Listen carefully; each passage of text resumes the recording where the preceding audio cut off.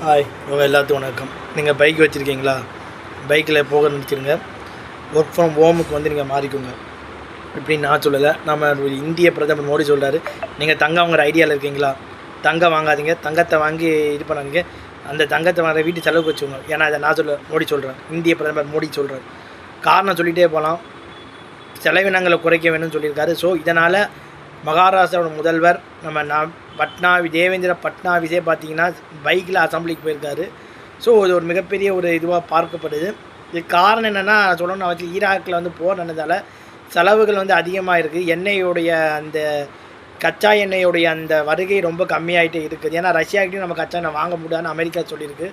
So இதனால் இந்திய பொருளாதாரம் இன்னும் போகிற காலத்தில் எப்படி இருக்க போது நமக்கு சரியாக தெரியல.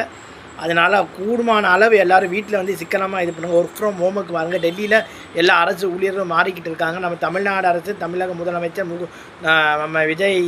நம்ம விஜய் ஜோசப் விஜய் அவர்கள் ஒர்க் ஃப்ரம் ஹோம் வந்து அரசு ஊழியர்களுக்கு கொடுப்பாருன்னு நான் நம்புகிறேன். ஏன்னா அப்படிலாம் இருக்குது. ஸோ இதனால் இது வந்து ப்ரைவேட் செக்டாருக்கும் மாறும்.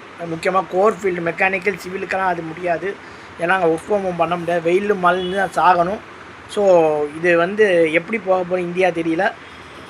திடீர்னு இந்த அறிவிப்பால் இந்தியாவில் இருக்கக்கூடிய எல்லாருமே நடுங்கிட்டு இருக்காங்க. தங்கத்தோட பணுக்கு சிறந்த நேரத்துக்கு செம்ம டவுன் ஆகிருக்குது. ஸோ எல்லோரும் ஒர்க் ஃப்ரம் ஹோமுக்கு மாறுங்க. இன்னும் சில காலங்கள் நமக்கு வந்து ஒர்க் ஃப்ரம் ஹோம் வரலாம். குழந்தைங்களும் ஒர்க் ஃப்ரம் ஹோமில் படிக்கலாம். ஸோ நம்ம எதுக்கும் துணிஞ்சுக்கணும். இன்னொரு லாக்டவுன் மாதிரி ஒன்று வரப்போகுது. இந்தியா மட்டும் இல்லை, பிற நாடுகளுக்கும் வரப்போகுது. ஈராக் வாரால். ஸோ ஈரான் அமெரிக்கா வாரால் வாழுங்க, பார்த்துக்கலாம்.